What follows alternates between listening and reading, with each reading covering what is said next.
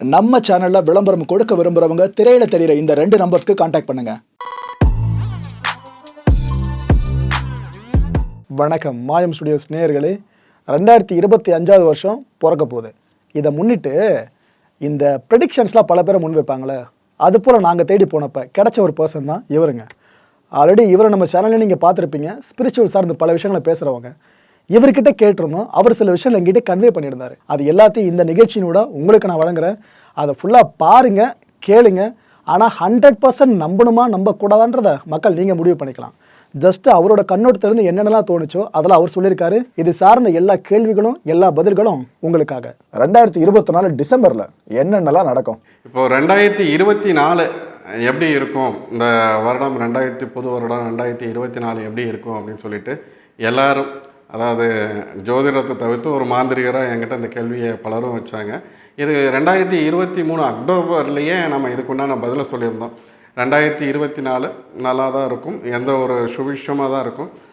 இப்போ என்னென்னா, பொதுவாக என்ன கருத்து இருந்தது ஜோதிட ரீதியாக அப்படின்னு பார்த்தாக்கா, 2024 பொறுத்த வரைக்கும் மழையால், அதாவது நீரால் நிறைய அழிவுகளை சந்திக்கக்கூடும். சென்னையை பொறுத்த வரைக்கும் நிறைய இடங்கள் கடல் மட்டம் உயர்ந்து கடல் சீற்றத்தாலையும் சரி மழையாலும் சரி 2024 சென்னையோட பல பகுதியில் வந்து நீரில் மூழ்கும் அப்படிங்கிற மாதிரி நிறைய விஷயங்கள், தமிழ்நாடும் சரி நீரால் பாதிக்கப்படும் நிறைய விஷயங்கள் சொன்னாங்க.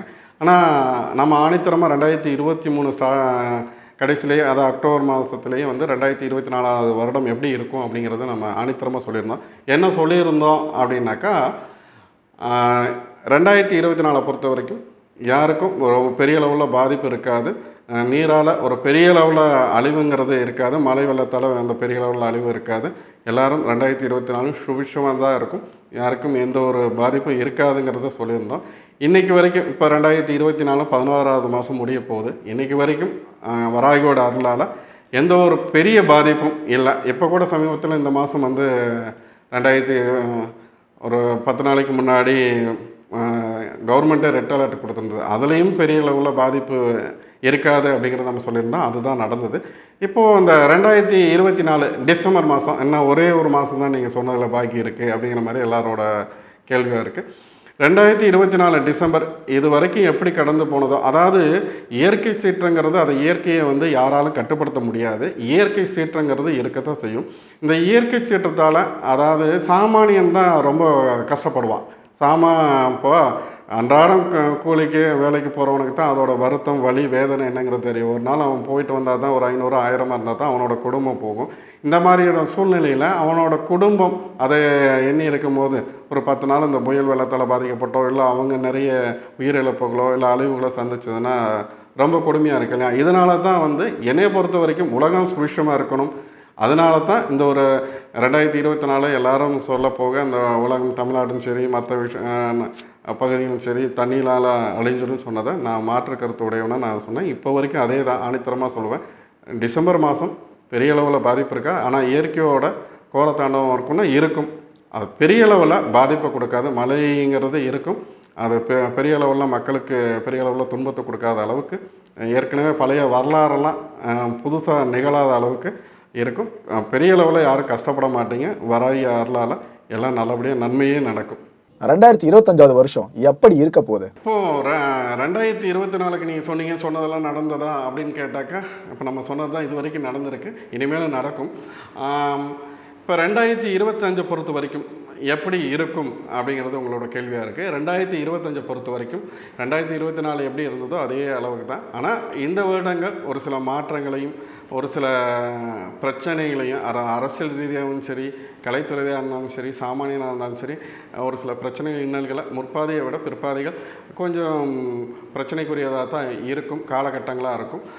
இப்போ 2025 பொறுத்த வரைக்கும் மழை வெள்ளம் கண்டிப்பாக, அதாவது காலங்கள் மாறி மழை பெய்யக்கூடிய வாய்ப்பு அமையும். 2025 பொறுத்த வரைக்கும் வெள்ளங்களால் அழிவுகள் கண்டிப்பாக இருக்க தான் செய்யும். அதுக்கு முன்னெச்சரிக்கை நம்ம இருக்கிறது நல்ல விஷயம். 2025 பொறுத்த வரைக்கும் அரசியலில் மாற்றம் வருமானா, கண்டிப்பாக அரசியலில் பெரிய அளவில் மாற்றம் வரும். அது போக ஒரு இங்கே தமிழ்நாட்டை பொறுத்த வரைக்கும் ஒரு மிகப்பெரிய தலைவரோட உடல்நிலை ரொம்ப மோசமாகறதுக்கு உண்டான சூழ்நிலை நிறையவே காணப்படுது. இதை ஏன் சொல்கிறேன்னா, நான் எப்போவுமே நெகட்டிவாக பேச மாட்டீங்களா, இப்போ என்ன நெகட்டிவாக சொல்லுங்கன்னா, நெகட்டிவாக சொல்லணுங்கிறது உள்ள அந்த சம்மந்தப்பட்ட தலைவருக்கு இப்போவே முன்னெச்சரிக்கையாக அவங்களுக்கு உண்டான அந்த உடல் ரீதியாக உள்ள நோய்களோட தாக்கத்தை குறைக்கிறதுக்கோ இல்லை அதுக்குண்டான மாற்று ஏற்பாடோ அந்த மருத்துவத்தையோ தேர்ந்தெடுப்பாங்க இல்லையா, அதுக்காகத்தான் அந்த ஒரு விஷயத்தை நம்ம சொல்லுது.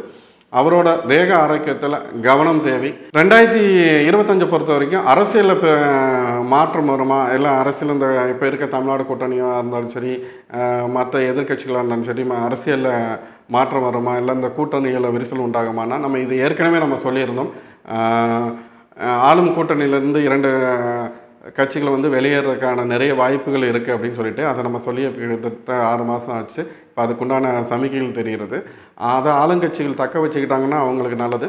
இப்போ அந்த ஆளுங்கட்சியிலேருந்து வரக்கூடிய 2 கட்சிகளை இப்போ எதிர்கட்சியாக இருக்கிறவங்களும் சரி, புதுதாக இப்போ அரசியலுக்கு வந்து நம்ம விஜயாக இருந்தாலும் சரி, அவர் செந்தமிழ் சீமானாக இருந்தாலும் சரி, இவங்க தன்னகத்தை கொண்டு அரசியல் களங்காணும் போது வெற்றியை வந்து அறுவடை செய்யலாம். இதுதான் அரசியலை பொறுத்த வரைக்கும். அந்த இப்போ நம்ம ஏற்கனவே குறிப்பிட்ட மாதிரி இந்த ஒரு பெருந்தலைவர் அவரை வந்து அவரோட தேக ஆரோக்கியத்தில் கவனம் செலுத்துவது அடுத்த 2026 அரசியல் அந்த நாற்காலியை பிடிக்கிறதுக்கு கொஞ்சம் வசதியாக இருக்கும்.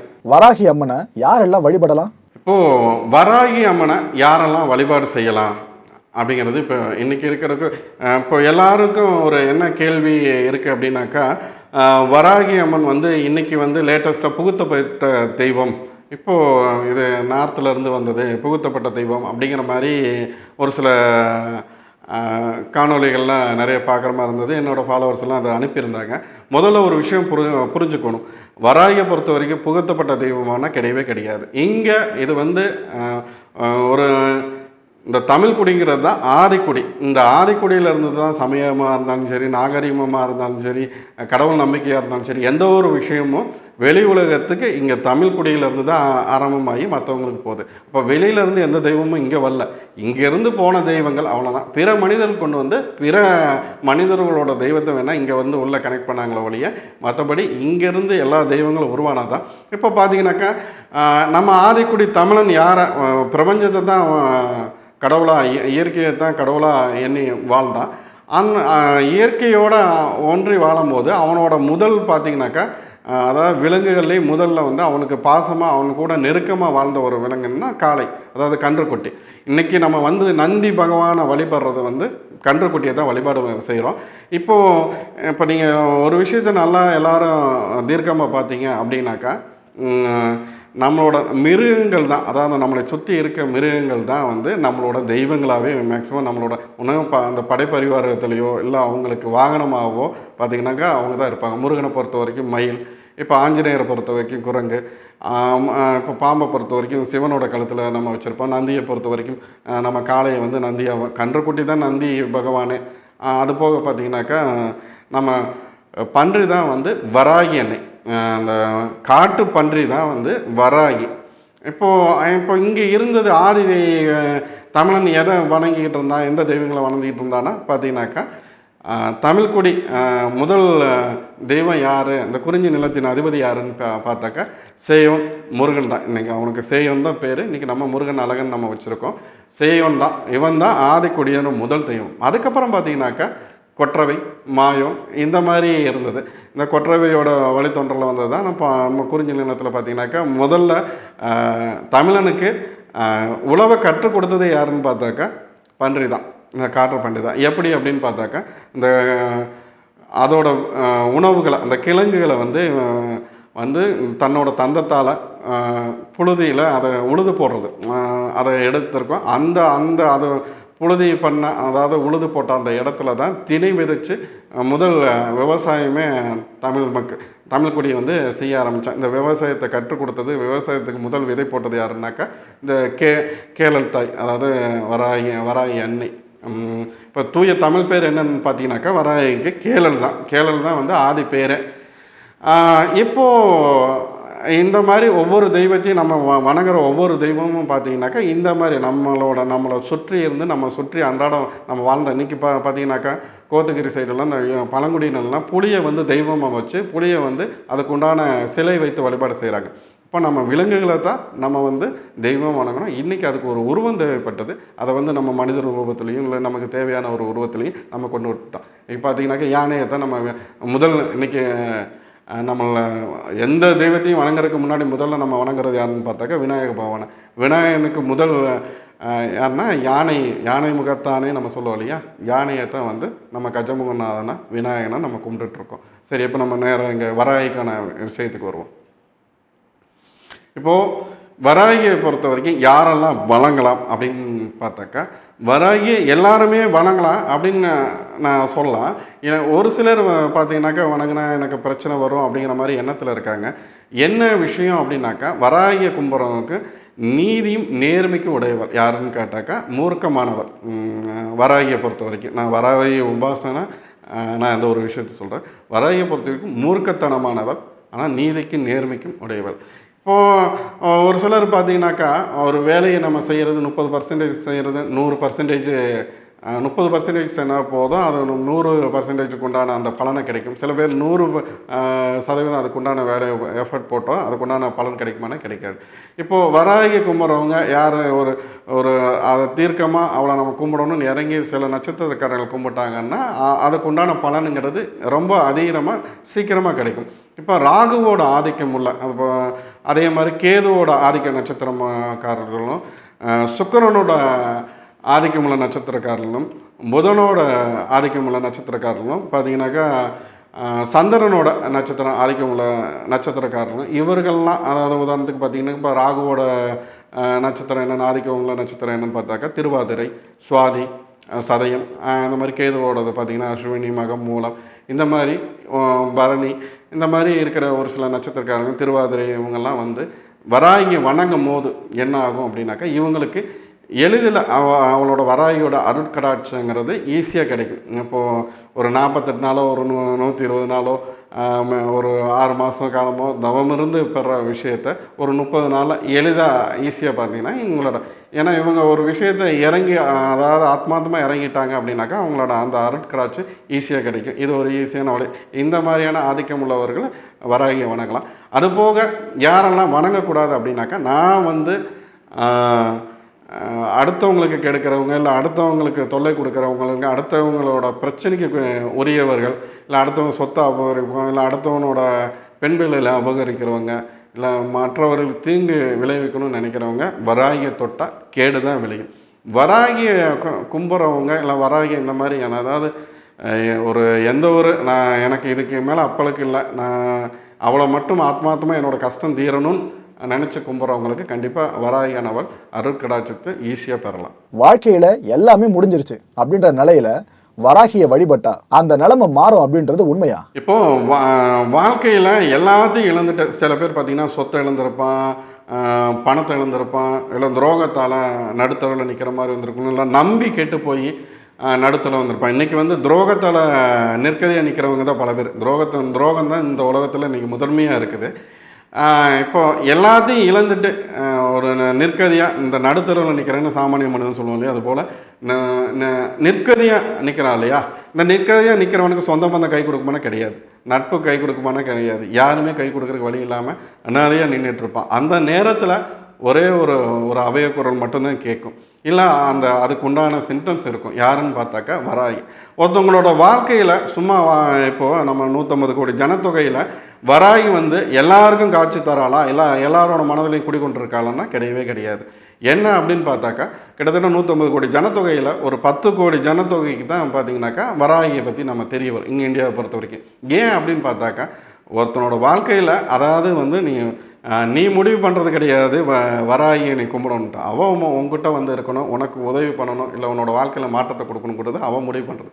இப்போ இந்த கேள்வியோட அர்த்தம் என்னன்னாக்கா அதாவது எல்லாத்தையும் இழந்து நான் நிற்கதியாக நிற்கும் போது வராகி வந்து நிற்பாங்க. நிற்கதியாக நம்ம நிற்கிறது அதுதான் நம்மளோட எல்லாமே இங்கே பிரச்சனை, நமக்கு வர கஷ்டங்கள் எல்லாத்துக்கும் காரணம் நம்மளோட ஆசை, நம்மளோட தேவைகள் தான் பிரச்சனைக்கு மூல காரணம். சரி, ஓகே, இது எல்லாமே நடந்துருச்சு. ஒருத்தவங்களோட சில பேர் வந்து வராகி நான் பார்த்தேன், இல்லை நான் வண்டியில் எனக்கு இது பன்றி வந்து அடிச்சிருச்சு, இல்லை வராகி சுரூபமாக தெரியுது. ஒரு சிலர் வந்து நீங்கள் வராகியை கும்பிடுன்னு சொல்கிறாங்க. இப்படியெல்லாம் நிறைய பேர் கேட்டுட்டு அதை கடந்து போயிடுறாங்க. ஒருத்தவங்களோட வாழ்க்கையில் வராகின்னு ஒருத்தர் என்ட்ரி ஆகிறா அப்படின்னாக்கா அப்போ நீ தெரிஞ்சுக்கலாம், நீங்கள் பிரச்சனையில் இருப்ப, இல்லை உன்னோட சொல்ல முடியாத துக்கத்தில் இருப்ப. அந்த நேரத்தில் நீ வராகியை கையில் எடுத்து இல்லை வராகியை வணங்க ஆரம்பிச்சினாவே உன்னோட வாழ்க்கையில் மாற்றம் கண்டிப்பாக கிடைக்கும். இந்த உலகத்தில் மாற்றம் ஒன்று தான் மாறாதுன்னு சொல்லுவாங்க. நான் என்ன சொல்லுவேன்னா, மாற்றம் ஒன்று தான் மாறுதலுக்கு உட்பட்டது. வராகி அந்த நேரத்தில் நீ கையில் எடுத்தீங்கன்னா உன்னோட வாழ்க்கையில் மாற்றங்கிறது உடனடியாக கிடைக்கும். வாழ்க்கையில் அதை தொட்டது தொடங்கும். அதாவது இந்த நீங்கள் யாரெல்லாம் உனக்கு வந்து உன்னோட வாழ்க்கையில் கெடு பயனுக்கு தரதுக்கு முக்கிய காரணமாக இருந்தாங்களோ, இல்லை ஒரு செய்வினை செஞ்சு கெடுத்தாங்களோ, இல்லை துரோகம் செஞ்சு கெடுத்தாங்களோ, அவங்களுக்கெல்லாம் கண்டிப்பாக அடிபடும். வராகியை கும்பிட்டவனுக்கு வாழ்க்கையில் கஷ்டங்கிறது இருக்கவே இருக்காது. வராகியை தொட்டவனோட வாழ்க்கை மேலும் மேலும் முன்னேற்றம் தான் அடையும். வராகியை கும்பிட்டா, அதில் வராகியை கும்புறவனுக்கு கெடுக்கணும்னு ஒருத்தர் நினச்சானாவே அவனுக்கு அழிவு ஆரம்பங்கிறத நம்ம ஈஸியாக புரிஞ்சுக்கலாம். அதனால் வராகியை கும்பிடுங்க. வாழ்க்கையில் மேலும் மேலும் உங்களோட நம்பிக்கைக்குரியவளாக இருப்பா, வாழ்க்கை மாற்றத்துக்குரியவளாக இருப்பா. கனவுல கடவுள் தரிசனம் கிடைச்சா அதோட பலன்கள் என்னவா இருக்கும்? இப்போ பொதுவாக பார்த்தீங்கன்னாக்கா எல்லாருக்கும் பார்த்தீங்கன்னா கனவுல எனக்கு பாம்பு வந்து கிடைச்சது, இல்லை நாய் வந்து என்னை துரத்துற மாதிரி இருக்குது, இல்லை மாடு என்னை முட்டுற மாதிரி இருக்குது, இல்லை இறந்தவங்க என்னோட கனவுல வந்து என்னை போட்டு அழுத்துற மாதிரி இருக்குது, இல்லை எனக்கு வந்து அவங்க ஏதோ சொல்ல வராங்க. அப்புறம் கடவுளை எல்லாம் நான் கும்புற சிவனோ விநாயகரோ முருகனோ இல்லை குலதெய்வமோ இவங்க வந்து என்னோட கனவுல வந்து ஏதோ சொல்ல வராங்க அப்படின்னாக்கா, இப்போது நம்ம முன்னோர்களாக இருந்தாலும் சரி, நம்ம ஏற்கனவே நம்ம வீட்டில் இருந்த முன்னோர்கள், உங்களோட வீட்டில் இருந்த முன்னோர்களாக இருந்தாலும் சரி, இல்லை நீங்கள் கும்புற குலதெய்வமாக இருந்தாலும் சரி, இல்லை நீங்கள் வணங்கக்கூடிய தெய்வங்களாக இருந்தாலும் சரி, உங்களோட கனவுல வருது அப்படின்னாக்கா உங்களுக்கு நடக்க இருக்கிற நல்லதையோ இல்லை கெட்டதையோ உணர்த்துறதுக்கு தான். இப்போது நீங்கள் ஒரு விஷயம் நீங்கள் செய்யலாம்னு நான் முடிவு பண்ணியிருப்பீங்க. நாளைக்கு இந்த பூமி வாங்கலாம், இல்லை நாளைக்கு இந்த காரியத்தை செய்யலாம், இல்லை நாளைக்கு உங்களுக்கு பணம் கொடுக்கலாம், இல்லை இந்த முக்கியமான விஷயம் இந்த டாக்குமெண்ட்டில் சைன் பண்ணலாம். இந்த மாதிரி ஏதாவது ஒரு ஏனைய விஷயம் ஒவ்வொருத்தருக்கும் ஒவ்வொரு விஷயம் இருக்கும். இப்போது உங்களோட குலதெய்வம் அனுகிரகம் இருக்குது, இஷ்ட தெய்வத்தோட அனுகிரகம் இருக்குது அப்படின்னாக்கா நீங்கள் அதுக்குண்டான எல்லா வழிபாடை சரியாக நீங்கள் செஞ்சுட்டு வந்துட்டீங்கன்னா நாளைக்கு நீங்கள் ஒரு பக்கம் நீங்கள் போய் ஏமாற போகிறீங்க, இல்லை உங்களை ஒரு ஏமாற்ற போகிறாங்க, இல்லை உங்களுக்கு அதனால் ஒரு பாதிப்பு வரப்போகுது, இல்லை நாளைக்கு ஒரு வண்டி வாகனத்தில் நீங்கள் போகும்போது ஒரு விபத்து நடக்க போகுது, இந்த மாதிரி ஏதாவது ஒரு சிம்டம்ஸ் இருக்குது அப்படின்னாக்கா நடக்க போகுது அப்படின்னாக்கா உங்களோட குலதெய்வமோ இல்லைனா இஷ்ட தெய்வமோ நீங்கள் வணங்கக்கூடிய தெய்வம் வந்து உங்களோட கனவுல அதை இந்த மாதிரி ஒரு நிகழ்வு நடக்க போது கவனமாயிருன்னு சொல்கிறதுக்காகவும் வந்து நிற்கலாம், இல்லை இனி நடக்க போகிற நிகழ்வு நல்லதுக்காகவும் இருக்கலாம். அதை நீங்கள் எடுத்து வைக்கிற பாதையை பொறுத்து இருக்குது. அதனால் அந்த விஷயத்தில் கடவுள் உங்களோட கனவுல வந்து காட்சி தந்தாவோ இல்லை உங்களுக்கு ஒரு அதை கனவுல வந்து உணர்த்தினாவோ ஒரு நல்லதுக்கு அப்படின்னு எடுத்துக்கங்க. அது எந்த ஒரு காரியமாக இருந்தாலும் கடவுள் வந்து நமக்கு நல்லது செய்யத்தான் வருவாப்புல. அதனால் அடுத்தது ஒரு மகானை பார்த்தோ இல்லைன்னா ஒரு ஆன்மீகவாதியோ இல்லை மாதிரி ஜோதிடரையோ அதை அணுகி மாந்திரிகரையோ அணுகி அதுக்குண்டான நீங்கள் விடயத்தை பெற்றுக்குங்க. ஆன்மீக பலம் வாய்ந்த பெரிய கோயில்கள் பெரும்பாலும் நதிக்கரையில் கட்டப்படுதில்ல, இதுக்கான காரணம் என்ன? எனக்கு பார்த்தீங்கன்னாக்கா ரொம்ப சக்தி வாய்ந்த ஆலயம், இப்போ இந்த பத்ரகாளி ஆலயம், பண்ணாரி அம்மன், இந்த மாதிரியான ஆலயங்கள் இன்னும் இப்போ நம்ம தஞ்சை மாவட்டத்தில் இருக்கிற மிகப்பெரிய ஆலயங்கள்லாம் ரொம்ப சக்தி உள்ள ஆலயங்கள்லாம் பார்த்திங்கன்னா எங்கே இருக்குது அப்படின்னு பார்த்தீங்கன்னாக்கா நம்ம நதிக்கரையை ஒட்டுன மாதிரி இருக்கும். இப்போது ஏன் இந்த மாதிரியான கோயில்கள் வந்து நதிக்கரையை ஒட்டி இருக்குது, இல்லை நதிக்கரையில் இருக்கிறதுனால ஏதாவது சிறப்பு இருக்கா அப்படின்னு பார்த்தாக்கா ஒரு விஷயத்தை நம்ம புரிஞ்சுக்கணும். இப்போது இந்த பூமி வந்து பூமியில் ஒரு ஜீவராசியை உருவாகிறதுக்கு முதல்ல விண்ணும் சரி, அடுத்தது மண்ணும் சரி, இந்த நீரும் சரி, இந்த மூணு ரொம்ப முக்கியம். இந்த நீருங்கிற ஒரு விஷயம் இல்லாமல் இந்த ஒரு அறிவு உயிரினத்துலேருந்து 6 அறிவு உயிரினம் வரை நீர் இல்லாமல் இந்த உலகத்தில் எதுவுமே உயிர் வாழ கிடையாது, இல்லை உயிரும் ஜீவிக்க கிடையாது. பொதுவாக நம்ம ஒரு பழமொழியும் கருத்து இருக்கு இல்லையா, நீரின்றி அமையாத உலகம் அப்படின்னு சொல்லிட்டு. இந்த உலகத்தில் நீங்கள் எதை வேணாலும் நீங்கள் செயற்கையாக தயாரிச்சலாம், ஆனால் நீரை வந்து தயாரிக்க முடியாது. அதனால் நீருக்கு அவ்வளோ பெரிய சக்தி. நீருக்கு தீட்டு கிடையாது. ஒருத்தனோட அதாவது இந்த தீய வினையை போக்குறதுக்கு உண்டான விஷயம் எதுன்னு கேட்டாக்கா நீரில் இருக்குது. இப்போ பார்த்தீங்கன்னாக்கா சில பேர் வந்தீங்கன்னா அந்த தவம் மேற்கொள்வது கூட கழுத்தளவு நீரில் நின்று தவம் மேற்கொள்வாங்க. அதுக்கு என்னென்னா ஒரு ஈர்ப்பு சக்தி உண்டு. ஏன்னா பிரபஞ்சம் தானே, பிரபஞ்சத்தில் ஒரு விஷயம் தானே வந்து நீருங்கிறது.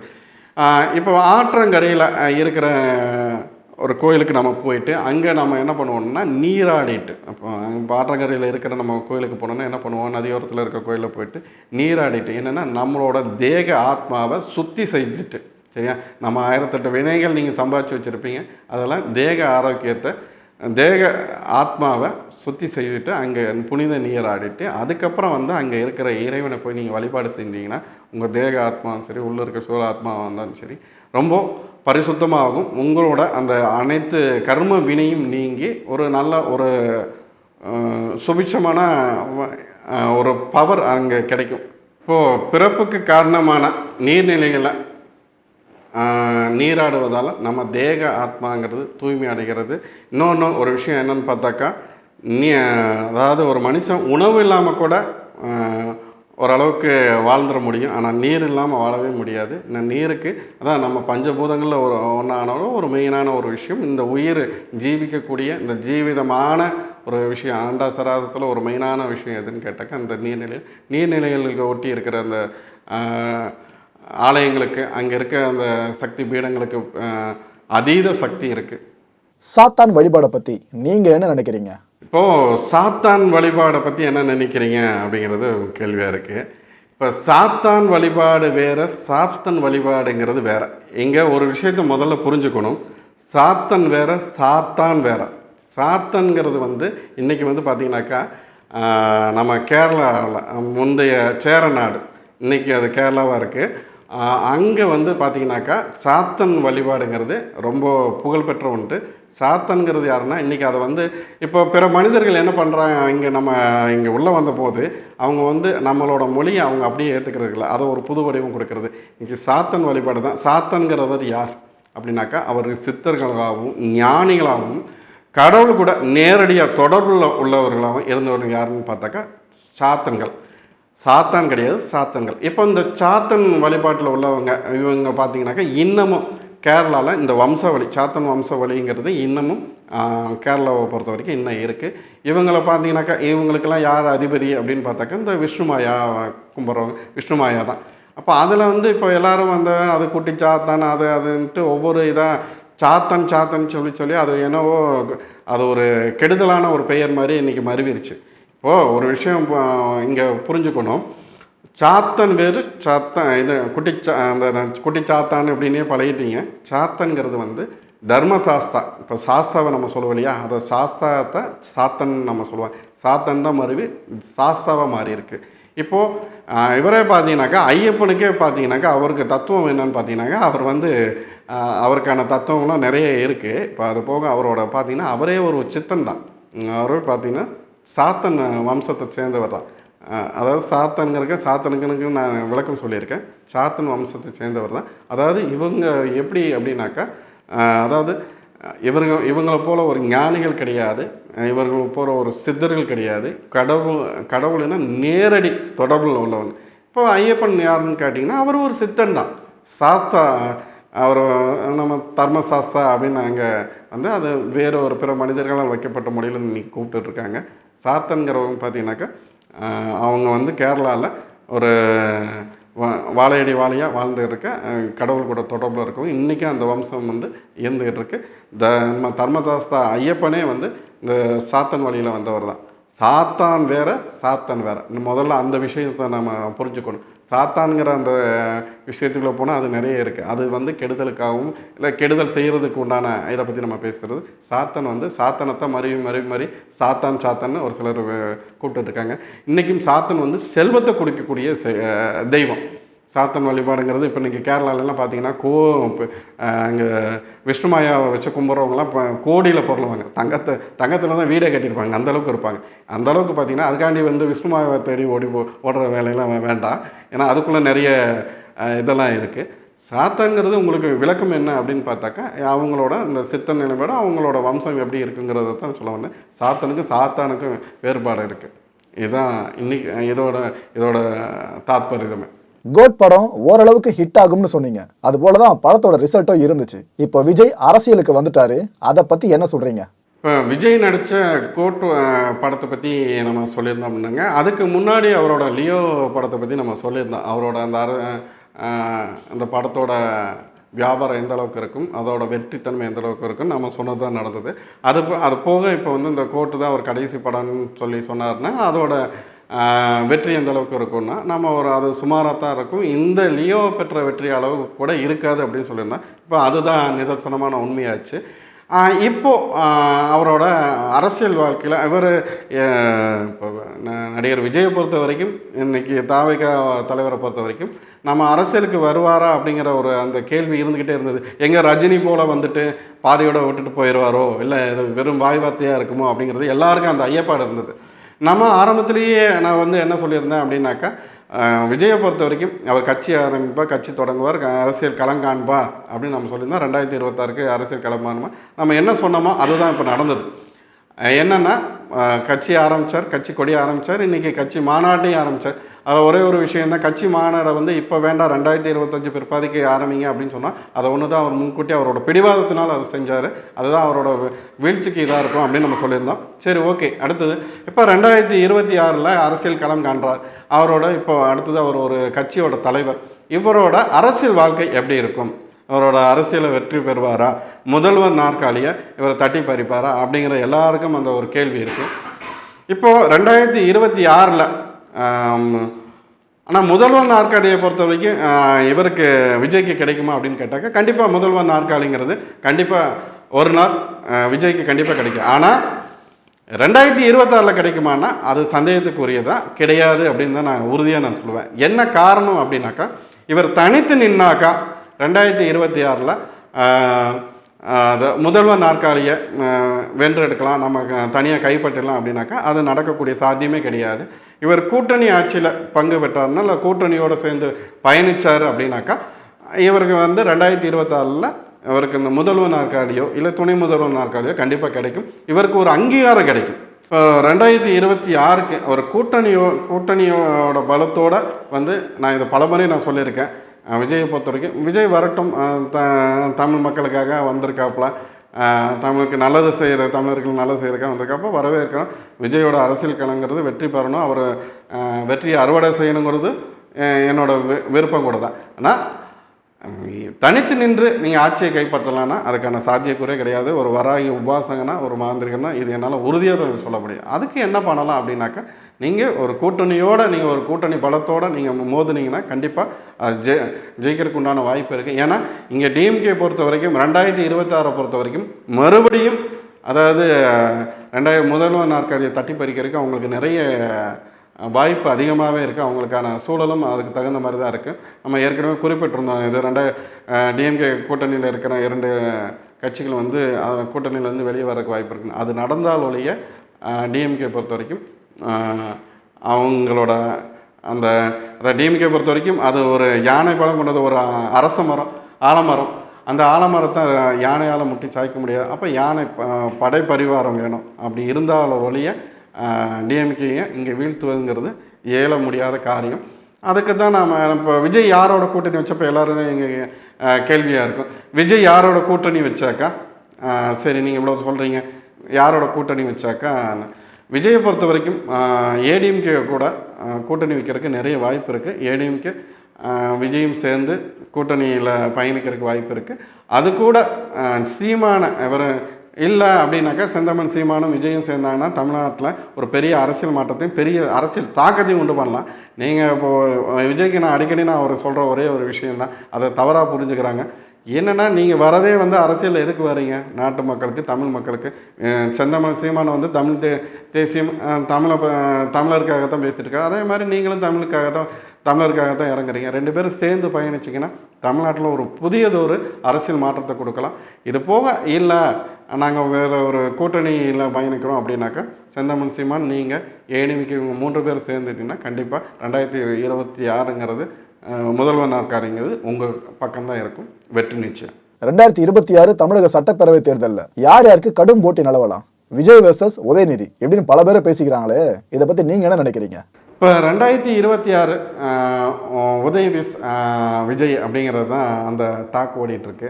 உதயநிதியை பொறுத்த வரைக்கும் அவரோட கட்டம் என்னென்னா ஓரளவுக்கு சிறப்பாக தான் இருக்குது. அவருக்கு சுக்கிரனோட ஆதிக்கமும் சிறப்பாக தான் இருக்குது. ரிஷபராசியை சேர்ந்தவர், அவருக்கு சிறப்பாக தான் இருக்குது. இப்போ அது போக இவருக்கு என்னென்னா அஷ்டமத்து சனி, இப்போது நம்ம விஜயை பொறுத்த வரைக்கும் அஷ்டமத்து சனி நடந்துகிட்ருக்கு. இப்போ பெரிய லெவலில் மாற்றம் தாக்கத்தை கொடுக்க முடியுமான்னு கேட்டாக்க வாய்ப்பு இல்லை. ஆனால் 2 பேருக்கும் போட்டி எல்லாம் 2 பேரும் வந்து அரசியலில் கலங்கன்னாக்கா 2 பேருமே சமபலத்துக்கு உடையவர்கள் தான். இப்போ பார்த்தீங்கன்னாக்கா என்னென்னா விஜயோட பல மடங்கு என்னென்னா அவங்க அதீத சக்தியில் இருக்காங்க. ஏன்னா கீழ்மட்டத்தில் இருந்து ஒரு பூத் கமிட்டியிலேருந்து எல்லா விஷயத்துலையும் நீங்கள் டிஎம்கே திராவிட கட்சியை பொறுத்த வரைக்கும் நீங்கள் எந்த விதத்துலேயும் அவங்கள ஈஸியாக சாமானியத்தில் நீங்கள் அவங்கள தட்டி அவங்கள வெற்றி பிடிங்கிற முடியாது, கையில் பெற்ற முடியாது. அந்தளவுக்கு போராட வேண்டியது இருக்கும். விஜயை பொறுத்த வரைக்கும் அவங்க டஃப்பை கொடுக்கலாம், பெரிய லெவலில் உதயநிதிக்கு டஃப் கொடுக்கலாம். பெரிய லெவலில் வெற்றியை அறுவடை செய்யணுன்னா அதுக்கு வந்து கூட்டணிங்கிற ஒரு பலம் இருந்தால் மட்டும்தான் நீங்கள் வந்து உங்களோட போட்டிங்கிறது எதிராளியை வந்து வீழ்த்துறதுக்கு உண்டான அதீத பலம் உங்ககிட்ட கிடைக்கும். அதனால் நீங்கள் கூட்டணி பலத்தோடு நீங்கள் மோதினீங்கன்னா வெற்றி உமதே. மாயம் ஆன்லைன் புட்டிக். நீங்க இதுவரை காலமே எனக்கு தந்த ஆதரவுனால இப்போ ஒரு புது ஓன் பிராண்டையே கிரியேட் பண்ணிட்டேன். இப்போதைக்கு நம்ம கிட்ட ஸ்டாக்ல இருக்கிறது எல்லா வயது பெண்களுக்குமான சாரீஸ் தான். முழுக்க டெலிவரி ஃபெசிலிட்டியும் அரேஞ்ச் பண்ணிருக்கேன். ஸோ சாரீஸ் நியூ கலெக்ஷன் யாருக்குன்னா தேவைப்படுது அப்படின்னா நீங்க ஒன்னு கால் பண்ணி பேசலாம், இல்லைனா வாட்ஸ்அப் சாட்டுக்கு போனீங்கன்னா எல்லா விதமான கலெக்ஷனும் நீங்க பார்க்க முடியும். நம்ம சப்ஸ்கிரைபர்ஸ்க்காகவே பிரத்யேகமா தேடி கலெக்ட் பண்ணிருக்கோம். ஒன்னு நின்னு பேசும். இந்த துணியோட தரத்துக்கு நான் கேரண்டி, மாயம் கேரண்டி. ஜஸ்ட் ஒரு முறை ட்ரை பண்ணி தான் பாருங்களேன். பிடிச்சிருந்தா தொடர்ந்து நம்ம கஸ்டமரா மாறுங்களேன். வணக்கம் மாயம் ஸ்டுடியோஸ் நண்பர்களே. மாயம் ட்ரெண்ட்ஸ் அப்படின்ற ஒரு புதிய ஃபேஸ்புக் பேஜை ஓப்பன் பண்ணியிருக்கோம். நீங்கள் யூடியூப்ல பார்த்துட்டு இருக்கீங்களா நம்மளோட கான்டென்ட்ஸ்லாம். இதெல்லாம் விட ஒரு படி மேலே ரொம்ப கிறிஸ்பாகவும் ரொம்ப சூப்பராகவும் நிறைய கான்டென்ட்ஸ் உங்களுக்கு இந்த பேஜில் காத்துட்டு இருக்குங்க. ஸோ உடனடியாக ஃபேஸ்புக் பிளாட்ஃபார்ம் போங்க, மாயம் ட்ரெண்ட்ஸ்னு டைப் பண்ணி சர்ச் பண்ணி நம்ம பேஜை ஃபாலோ பண்ணுங்க. அப்படியே நம்ம சேனலையும் நீங்கள் சப்ஸ்கிரைப் பண்ணிட்டீங்க அப்படின்னா இன்னும் நிறைய புது கான்டென்ட்ஸை உங்களுக்காக ப்ரொடியூஸ் பண்ணி கொடுத்துக்கிட்டே இருப்பாங்க. நீங்கள் பண்ணுற ஒவ்வொரு சப்ஸ்கிரிப்ஷனும் எங்களுக்கு பெரிய மோட்டிவேஷனாக அமையும்.